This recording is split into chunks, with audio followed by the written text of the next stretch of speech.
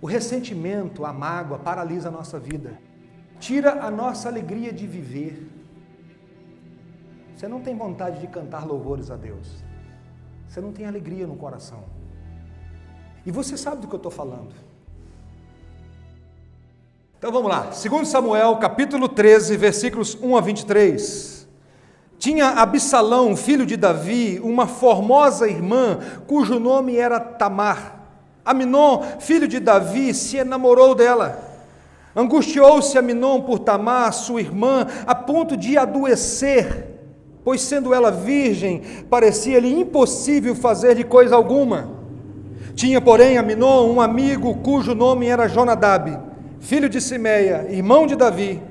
Jonadab era homem muito sagaz. E ele lhe disse: por que tanto emagreces de dia para dia, ó filho do rei? Não me dirás? Então lhe disse Aminon: amo Tamar, irmã de Absalão, meu irmão.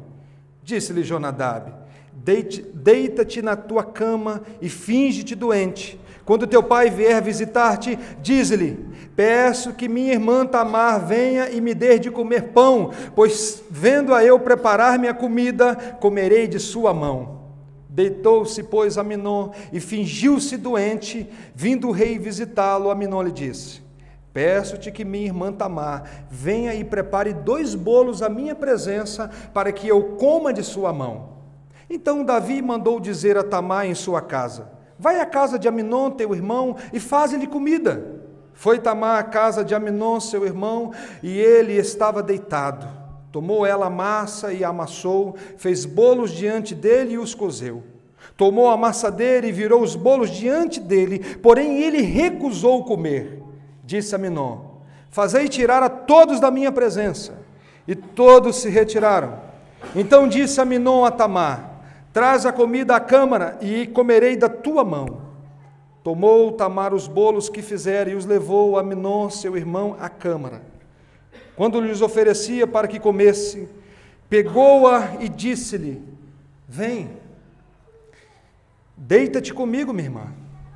Porém ela lhe disse: não, meu irmão, não me forces, porque não se faz assim em Israel, não faças tal loucura, porque aonde iria eu com a minha vergonha? E tu serias como um dos loucos de Israel. Agora, pois, peço-te que fales ao rei, porque não me negarás a ti. Porém ele não quis dar ouvidos ao que lhe dizia, antes, sendo mais forte do que ela, forçou-a e deitou com ela. Depois Aminon sentiu por ela grande aversão, e maior era a aversão que sentiu por ela do que o amor que lhe votara. Disse-lhe Aminon: levanta-te, vai embora. Então ela lhe disse: não, meu irmão, porque maior é essa injúria, lançando-me fora do que a outra que me fizestes.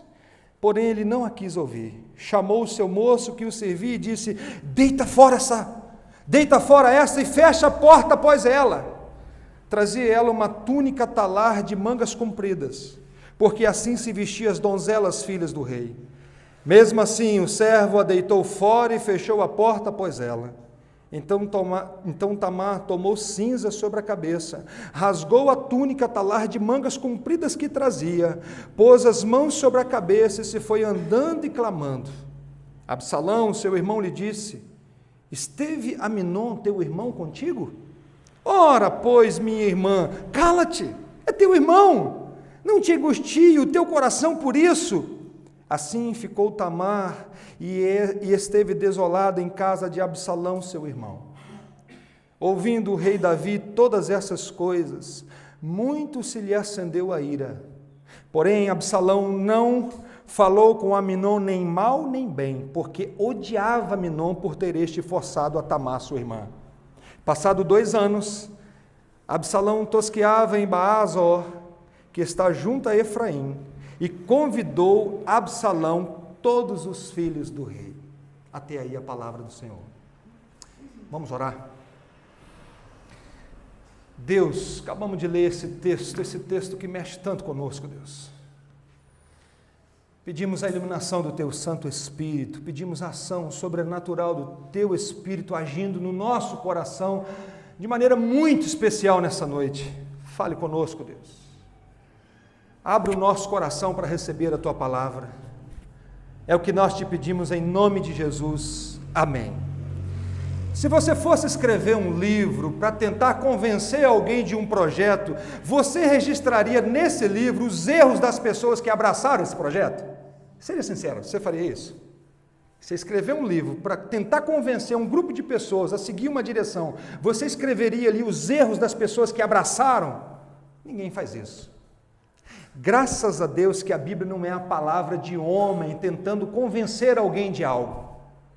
Porque a Bíblia é a palavra de Deus, Deus não tem dificuldade nenhuma de registrar o que ele registrou. Porque se a Bíblia fosse palavra de homem, tentando convencer alguém a seguir algum caminho, eu acredito que muito do que foi registrado não seria registrado. Já começa no capítulo 1, versículo 1. No princípio criou Deus. E Deus nem explica o que aconteceu antes. Ele diz, no princípio criou Deus os céus e a terra.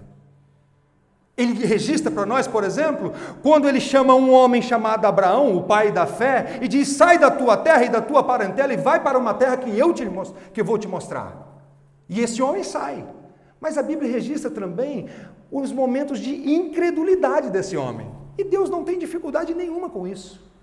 Nenhuma com isso. Você também vai olhar, o homem que Deus usou para levar um povo para a terra prometida, ele mesmo não entra na terra prometida. E Deus não tem dificuldade de registrar ali o momento que ele falou assim, Moisés, fala com a rocha. Moisés bateu na rocha. Porque a Bíblia é a palavra de Deus, Deus não tem dificuldade nenhuma de registrar, por exemplo, o apóstolo Paulo corrigindo o apóstolo Pedro. O Pedro, que em um sermão 3 pessoas se converteram. Paulo teve um momento da sua vida que teve que corrigir então o apóstolo Pedro. E como nós estamos aqui numa série de mensagens sobre Davi, e Davi, Deus registrou os pecados dele com os detalhes, e ele é chamado o homem segundo o coração de Deus. Deus não tem dificuldade em registrar essas coisas para nós. Louvado seja Deus por isso. Eu fico ainda mais apaixonado pela palavra de Deus. Ou, apaixonado não, porque eu vou falar contra a paixão hoje. Eu amo ainda mais a palavra de Deus. A Bíblia tem 1189 capítulos. 2 capítulos só sem pecado. Você vai ter capítulo 1, capítulo 2 sem a presença do pecado. E é interessante, irmãos, que a Bíblia registra os pecados desses homens que foram tão usados por Deus para ensinar para nós sobre a malignidade do pecado.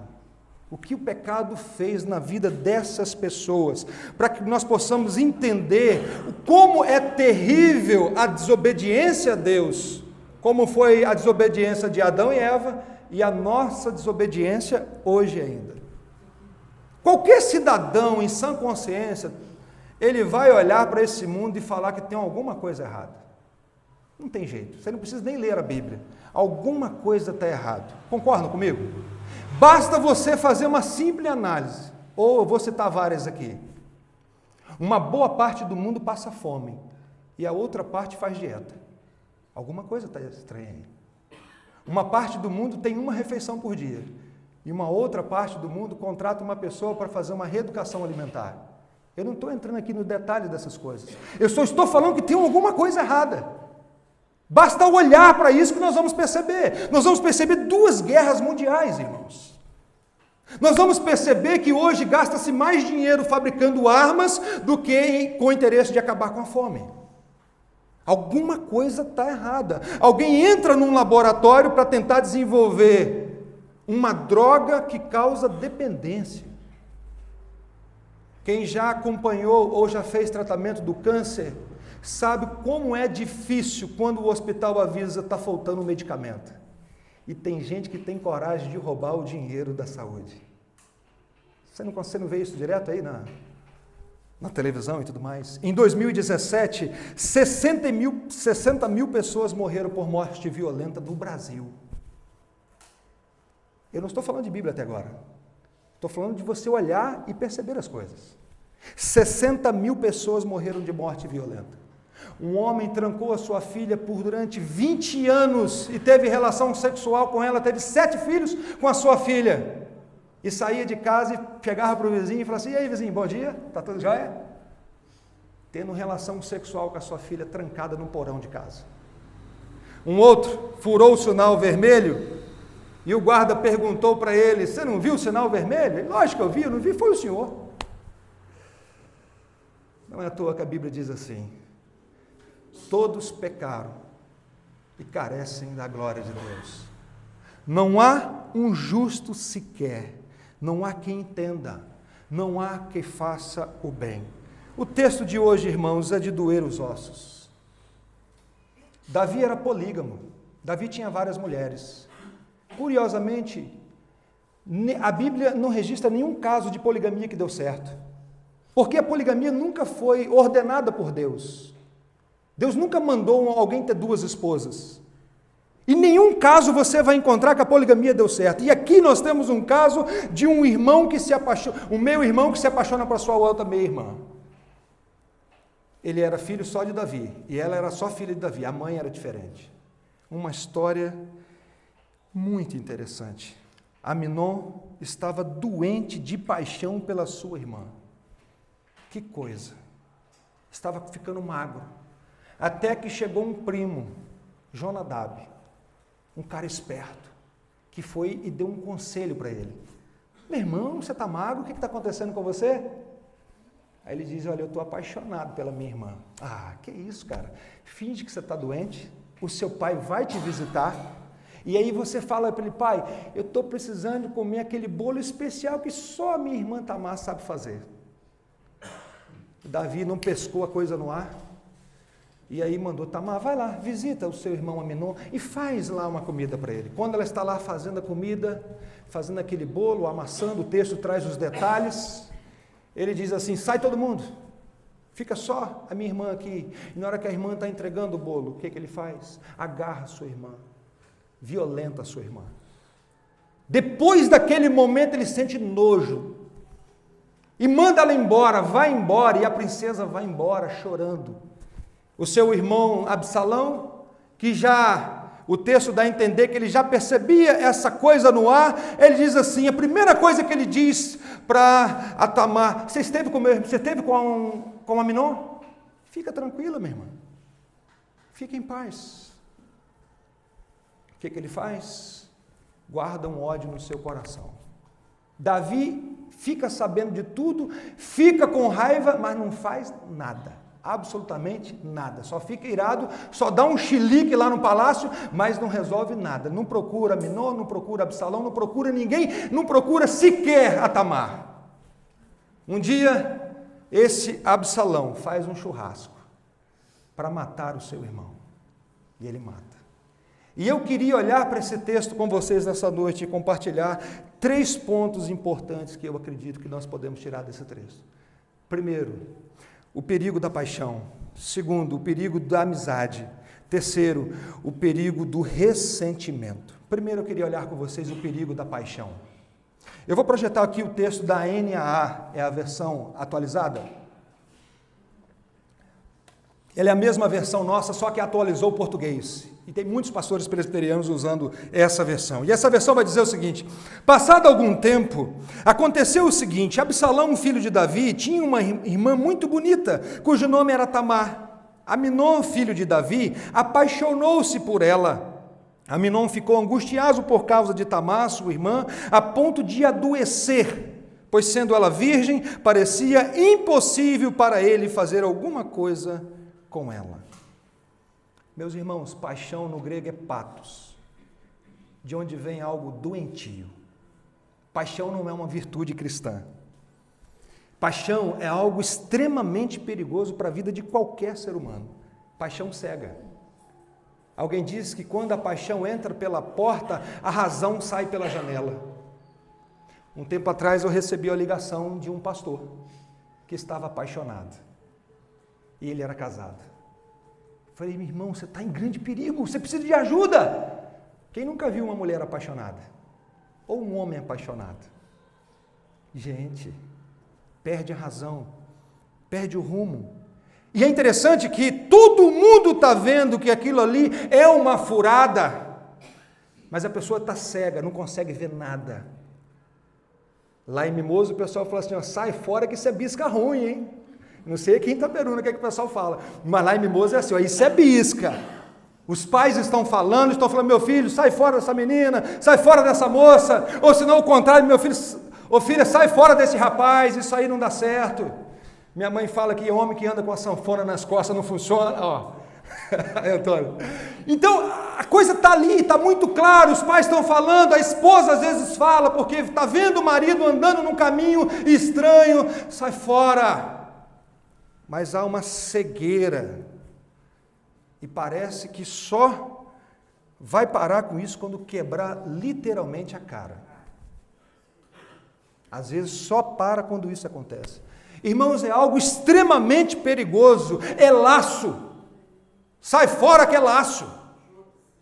Isso é complicadíssimo, não alimente isso, foge disso, de tal maneira que a Bíblia diz o seguinte: enganoso é o coração, mais do que todas as coisas, desesperadamente corrupto, quem o conhecerá? Porque geralmente uma pessoa apaixonada, ela fala o seguinte: mas é do coração, é o coração que está falando alto. E a Bíblia diz assim: cuidado com o seu coração. Paixão não é de Deus, irmãos. Esse sentimento, e é interessante que esse sentimento, ele é vendido nos nossos dias, ou sempre foi vendido como algo nobre. Você sabe qual o tipo de música que faz mais sucesso? A música que exalta o quê? Paixão. O povo ama cantar música que fala de apaixonado. Aí não importa se é certo ou errado. É um sentimento que diz o seguinte: não importa se isso é certo ou errado, o que importa é você satisfazer. Quando você olha para esse texto, depois que ele conseguiu o que ele queria, que é ter relação sexual com a sua irmã, sabe o que acontece? Ele tem nojo dela. Vai embora! Não quero mais! Aquele sentimento que causava arrepios, não é assim? Que olha assim, que isso, gente? Que tira o chão, que você fica sem prumo, foi embora. Acabou de ter a relação ali, o estupro, porque é verdade o que aconteceu, e ele diz assim, ó, vai embora. Isso é paixão, irmãos. E a paixão não é considerada uma virtude cristã. Cuidado com isso. Cuidado com isso. O segundo perigo desse texto é o perigo da amizade. A amizade é uma grande bênção. A amizade é uma grande bênção. E você ter um amigo com que você, aquela pessoa que você pode abrir o coração, falar com ele, isso é uma bênção. É uma bênção. Não é à toa que Deus chamou Abraão de meu amigo. Não é à toa que Jesus chamou os seus discípulos de meus amigos. A Bíblia chega a dizer que há amigo mais chegado que irmão. Que coisa maravilhosa. Você tem um amigo. Hoje pela manhã nós falamos sobre isso, da necessidade que nós temos de ter alguém para confessar os nossos pecados, para pedir ajuda, para pedir oração. Nós precisamos de amigos sinceros. E eu pergunto para você, você tem amigo? Você tem um amigo de verdade? Esse ano, uma pessoa cristã, com mais de 50 anos, me chamou para comer uma pizza com ele. Eu não tenho tanta amizade com essa pessoa. Mas ele falou assim, Bruno, eu não tenho um amigo, eu queria conversar com você um pouco. Eu falei, gente, cara, não tem um amigo. Olha o que o texto diz, versículo 3, olha para a sua Bíblia aí. Tinha, porém, Aminon um amigo cujo nome era Jonadab, filho de Simeia, irmão de Davi. Preste atenção agora. Jonadab era homem muito sagaz. Quem era Jonadab? Um amigo, um primo, alguém da família, alguém do convívio, alguém que estava com ele quase todos os dias. Existe um ditado que diz o seguinte: você daqui a 5 anos será a mesma pessoa, exceto pelos livros que você lê e os amigos que você tem. Prestaram atenção nisso? Daqui 5 anos você será a mesma pessoa, exceto os livros que você lê e os amigos que você tem. A Bíblia diz que Jonadab era sagaz. E essa palavra sagaz aqui, Adilson, é a mesma usada para a serpente no Éden. Lembra da serpente? Mais sagaz do que os outros animais. É o tipo de pessoa esperta. É o tipo de pessoa descolada. resolvida, aquela pessoa que parece que sabe de tudo, mas que, se você for olhar para a vida, na verdade vive no buraco, mas sempre quer ter solução para tudo. E esse é o Jonadab, esse é o tipo de pessoa que parece forte, que parece que sabe te ensinar as decisões da vida, parece experiente. Não foi assim que a serpente se apresentou para o casal lá no Éden? É assim mesmo que Deus disse? Será que você não entendeu errado? Mas Jonadab é o amigo da onça. Você conhece o amigo da onça? É aquele amigo que quer te levar para o buraco, que chega para você quando seu casamento não está bem e diz assim para você: você precisa ser feliz, você não precisa ficar aturando isso não, sai fora disso, tem um jeito mais fácil para resolver esse problema. Esse é o perigo do amigo falso, o perigo da amizade, que leva você para o caminho da morte. Em nenhum momento Jonadab confrontou Aminon dizendo: que é isso? Você está louco? Que história é essa de se apaixonar por sua irmã, cara? Em Levítico capítulo 18 vai dizer o seguinte: não se envolva sexualmente com sua irmã, filha do seu pai ou de sua mãe, tenha ela nascido na mesma casa ou em outro lugar. Ele sabia. Em nenhum momento ele disse assim: Aminon, que é isso, rapaz? Como é que você pode fazer uma loucura dessa, querer se apaixonar para sua minha irmã? Mas ele disse o seguinte: que é isso? Tem um jeito de resolver, tem um jeito de apagar o fogo dessa paixão. E sabe como é que você faz isso? Finge, você está doente, cara. E aí, quando o seu pai for lá te visitar e falar assim: o que está acontecendo, meu filhinho? E aí você fala assim: papai, eu estou precisando que a minha irmã venha aqui fazer uma comidinha para mim. Esse foi o conselho de Jonadab. E sabe que é algo interessante, irmãos? Que Aminon entendeu esse conselho como se fosse o conselho de Deus. Fez a risca, fingiu que era doente. Quando o pai veio, ele pediu: traz a minha irmã. Sabe por que ele seguiu a risca? Porque Jonadab falou o que ele queria ouvir. Jonadab falou o que Aminon queria ouvir, uma maneira de satisfazer o seu pecado. Curiosamente, quando Absalão faz um churrasco para matar Aminon, o Jonadab não vai. Sabe para onde que o Jonadab vai? Vai para a casa de Davi e fica quietinho lá.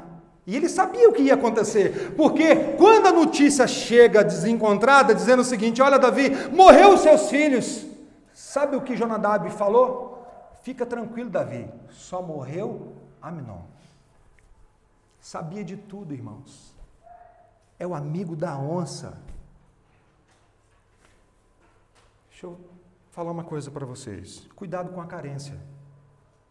Cuidado com a carência. Não tire a conclusão de que a pessoa que pergunta como que você está é seu amigo. Porque muitas vezes assim, eu sou tão carente que a pessoa que olha para mim, me vê abatido, me pergunta alguma coisa: poxa, essa pessoa gosta de mim, essa pessoa tem um carinho tão especial pela minha vida. Cuidado, pode ser um Jonadab. Os verdadeiros amigos nos aproximam de Deus. Os verdadeiros amigos nos confrontam com a palavra de Deus. Os verdadeiros amigos nos ensinam a viver à luz do Evangelho.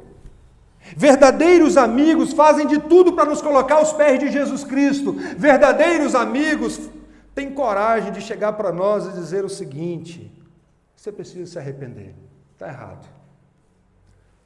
Perigo da amizade. Terceiro, o perigo do ressentimento. Que coisa terrível, irmãos. 2 anos depois do ocorrido, Absalão faz um churrasco. Era tosquia das ovelhas. Momento especial. Vamos fazer um churrascão aqui. Eu quero o rei e toda a família. Davi ainda não está pescando nada. Davi chega para ele e fala assim: meu filho, eu não quero ser pesado para você. Já pensou todo mundo na sua casa para comer churrasco? Ô irmãos, seja sincero. Um pai é pesado para um filho? Aí, mais uma vez, Absalão dá a dica. Olha aí para a sua Bíblia, versículo 26. Olha aí.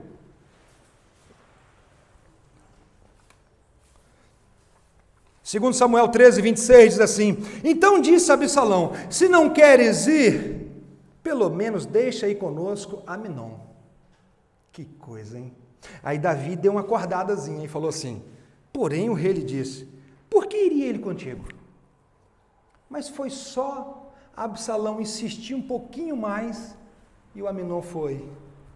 Estava indo para morrer. 2 anos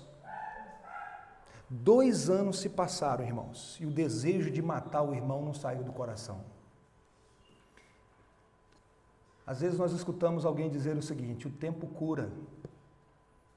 O tempo resolve isso. Resolve não. Resolve não. Primeiro que você não sabe se terá a oportunidade de conversar com a pessoa amanhã. A Bíblia vai dizer que o amanhã não nos pertence. Cuidado com o ressentimento, com as mágoas. Cuidado com isso, cuidado. Alguém disse que a vingança é um prato que se come frio. 2 anos e Absalão planejando a morte do seu irmão. No momento certo, eu mato. Eu vou resolver esse problema. O ressentimento, a mágoa, paralisa a nossa vida. Tira a nossa alegria de viver. Você não tem vontade de cantar louvores a Deus. Você não tem alegria no coração. E você sabe do que eu estou falando. Você sabe do que eu estou falando. Perde o sono. E ainda pior, amarga a vida dos outros. Porque uma pessoa amargurada, eu já disse para vocês na outra mensagem, que é como o ovo podre, cheiro de gambá. Além de você viver uma vida azeda, você tenta azedar a vida do outro também. E é isso que acontece com esse rapaz, a tal ponto de chegar e matar o seu irmão. Irmãos, nós não podemos nos entregar a esse sentimento. Assim como a paixão é algo terrível, o ressentimento também. E aprendemos com o Senhor Jesus, aquele que venceu o mal com o bem, dizendo o seguinte: não vos vingueis a vós mesmos, amados, mas dai lugar à ira, porque está escrito: a mim pertence a vingança, eu é que retribuirei, diz o Senhor. Aquele que, quando ultrajado, não revidava com ultraje, mas se entregava àquele que julga retamente.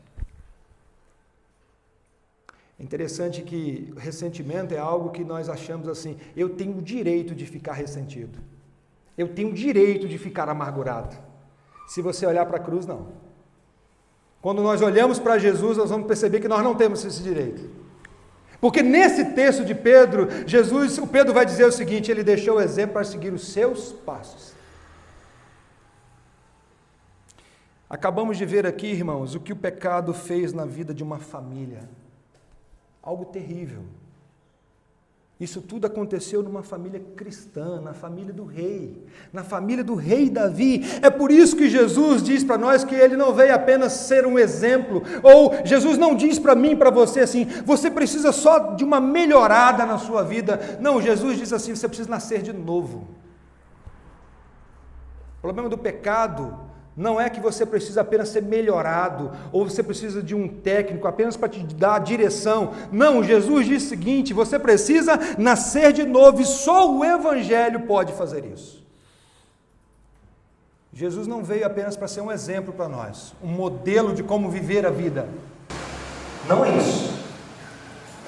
Eu mostrei para vocês aqui a malignidade do pecado na vida de uma família. Jesus não veio apenas para ser um exemplo para nós. Imagine uma pessoa afogando, nadando numa correnteza de um rio, e ela não sabe nadar. Aí você tem aquela ideia de pegar um manual de natação e falar o seguinte: você está afogando, eu vou jogar para você um manual de natação. Vai adiantar alguma coisa? Aí, já que o manual não deu certo, você então tem uma outra ideia. Você pula no rio, começa a nadar e gritar para ela: olha, tenta me imitar, tenta me imitar. Vai resolver o problema? Ela precisa de quê? Ela precisa de socorro. Ela precisa de resgate. E é o que o ser humano precisa também. O ser humano não precisa apenas de um manual de como fazer. O ser humano não precisa de alguém só fazendo e tentar olhar para aquela pessoa para fazer. O O ser humano precisa ser resgatado da escravidão do pecado. E é por isso que Jesus disse: se o Filho do Homem vos libertar, verdadeiramente sereis livres. E a Bíblia diz para mim e para você: se arrependa e creia em Jesus Cristo como único e suficiente Salvador. E aí você vai experimentar de uma nova vida. Pergunto a vocês que estão aqui nessa noite: essa obra maravilhosa de Jesus já aconteceu na sua vida? A segunda aplicação que eu quero fazer nessa noite para nós, meus irmãos, é: esse texto que nós lemos, ele está dentro de um contexto maior. No capítulo anterior, no capítulo 12, é o momento em que o profeta vai confrontar Davi por causa do pecado de adultério. Você sabe disso. Davi adulterou com Batseba. No momento que o profeta confronta Davi, Davi diz assim: pequei contra ti, Senhor. E imediatamente Deus diz assim: está perdoado. Deus não falou assim: Davi, eu vou analisar a sua vida agora e quero ver se você melhorou mesmo, se você mudou de vida mesmo. Não, Deus disse: você está perdoado. Isso é graça. Isso é graça, favor não merecido. No momento que você pede perdão a Deus, Deus diz assim: você está perdoado. Deus não fica analisando se você mudou mesmo ou não. Se verdadeiramente você se arrependeu e se colocou diante do Senhor, Deus diz: está perdoado. Mas nesse episódio Deus diz para Davi: a espada jamais vai sair da sua casa. E aqui começa a espada. Um filho mata o outro. Pecado tem consequências, meus irmãos. Eu seria um falso profeta se eu não avisasse a igreja disso. Eu seria um falso mestre se eu não falasse isso para a igreja. Pecado tem consequências. Você continua aqui lendo 2 Samuel, você vai ver o que acontece na vida de Davi. Aqui já aconteceu um estupro e um assassinato. E isso aqui está registrado para nós para produzir temor no nosso coração. A Bíblia diz que quem brinca com o pecado é louco, está fora de si. Que Deus tenha misericórdia de nós. Terceiro, por último, não adianta ficar irado e não fazer nada. Olha aí o versículo 21, 2 Samuel 13, 21.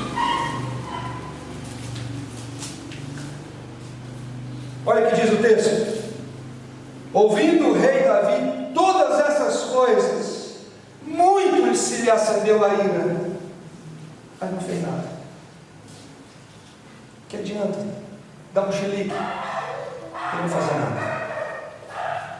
Em nenhum momento você vai encontrar Davi conversando com Aminon. Em nenhum momento você vai encontrar Davi conversando com Tamar. Tamar é sua filha. A menina foi violentada e Davi em nenhum momento conversa com a menina. A menina ficou na casa de Absalão.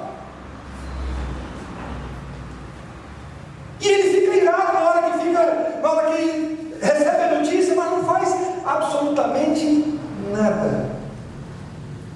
Mas como alguém disse, Tamar foi acolhida por Deus. Temos certeza disso. A Bíblia diz: porque se meu pai e minha mãe desampararem, o Senhor me acolherá. Os pais que estão aqui nessa noite, a omissão é um grande pecado na nossa vida. Não adianta ficar irado e não fazer nada. Não adianta dizer: eu estou nervoso, não fala comigo agora que eu estou muito nervoso, e depois não conversar, não resolver o problema. Isso não vai chegar a lugar nenhum. O perigo da paixão, o perigo da amizade e o perigo do ressentimento. Que Deus tenha misericórdia de nós e nos ajude na nossa caminhada.